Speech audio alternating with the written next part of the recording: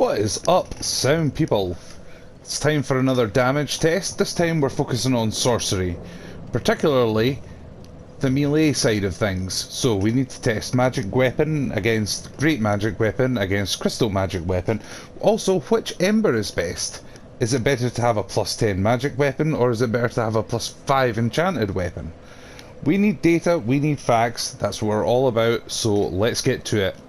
But before we get going, I need to at least show you my stats. So intelligence, we're dealing with 49. I know, 50 would have been better. It was 50 in the Faith one. But look at it this way, you only need 44 intelligence to use Crystal Soul Spear. And that's probably what you want. So it doesn't really much matter. Anyway, we can do another experiment on 50 intelligence versus 50 faith another time.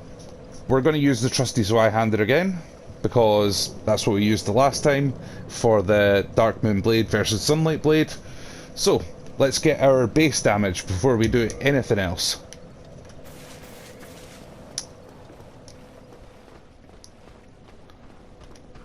.404, 404.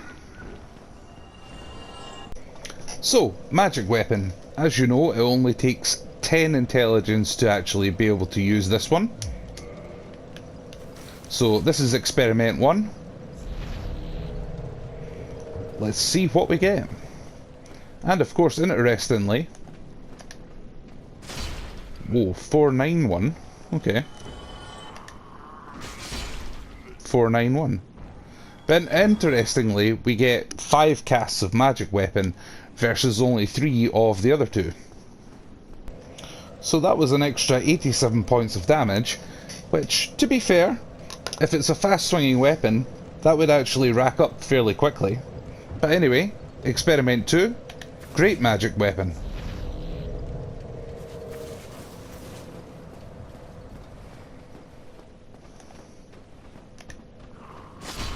.557, that's a bit more like it. 557, yeah, I'm happy with that.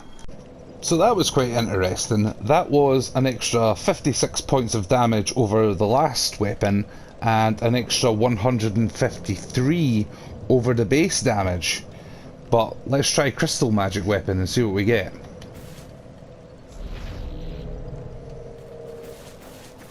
We would expect this to be higher still, but by how much?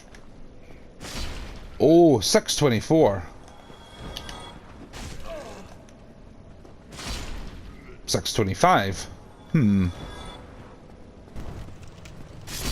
25.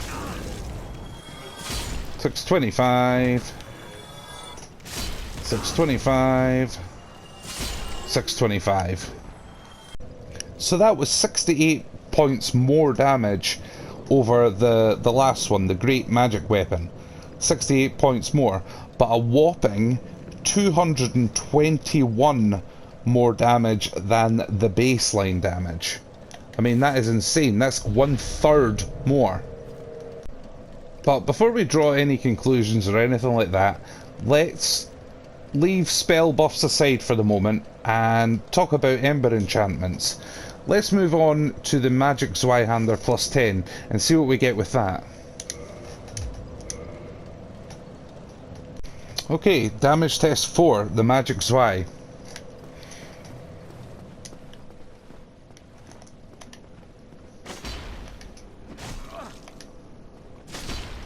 .446. Stop it. 446. An extra 42 points of damage we got out of that over the baseline damage, you know, because that was 446. I mean, it's not bad. It's a bit like adding like a gold pine resin on or something like that, having a natural enchantment on it.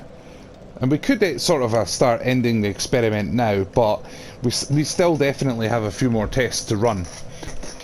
Now, the reason we're going on to claymores is because I have an enchanted claymore and a magic claymore. Also, we definitely have to try the Moonlight Greatsword as well. But this way we can actually test enchanted versus magic.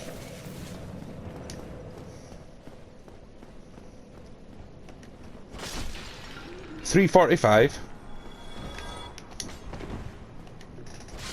345. Now, I know 345 doesn't really seem that that impressive, but do bear in mind that it swings a lot faster, so, you know, we get that benefit as well.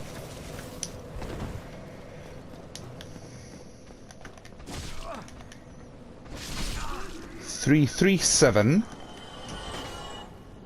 Haha! Let's try that again, shall we? 3, 3, 7. 3, 3, 7. Okay. So there's not really much in that, to be honest. I mean, a fully upgraded magic claymore versus a fully upgraded enchanted claymore. 8 points of damage. 8. I mean, that's nothing. That's negligible. It doesn't really matter. But if you want to be absolutely 100% pernickety about it, then Enchanted is slightly better than plus 10 magic. Let's try the Moonlight Greatsword. As you know, the Moonlight Greatsword has an S scaling with intelligence. But is it really all it's cracked up to be? Let's find out.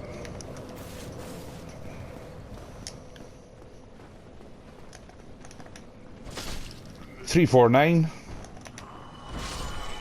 3, 4, 9. But of course it does have its amazing, beautiful R2 attack. 2, 2, 6.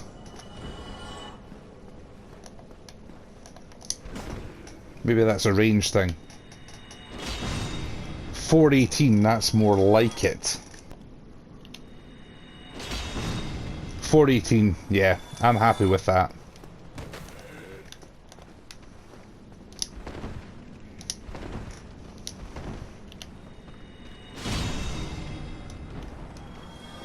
.226, so it is actually a range thing for sure, for definite. So, as impressive as those R2 attacks are, do bear in mind though, it obviously, you know yourself, it wrecks your equipment, it wrecks the sword, just constantly doing this. It'll be broken in no time. But for an extra 69 points of damage as a one-off every now and again, you know, maybe that's the thing that helps you out in a PvP match or something like that, then, you know, it might just be worth it. So before we reach our conclusion, arguably the most important part of the video, we need to really do Power Within for 3 reasons. Reason 1, it's good for PvE to use Power Within occasionally.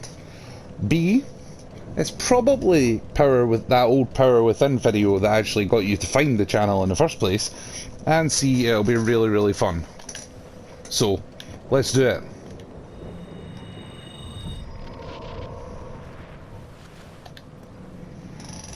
So, Crystal Magic Weapon on its own did 625 damage. Let's see what happens when we add a little Power Within into the mix. 875. 875, that's pretty rock and roll right there. That 875 with Power Within was pretty cool.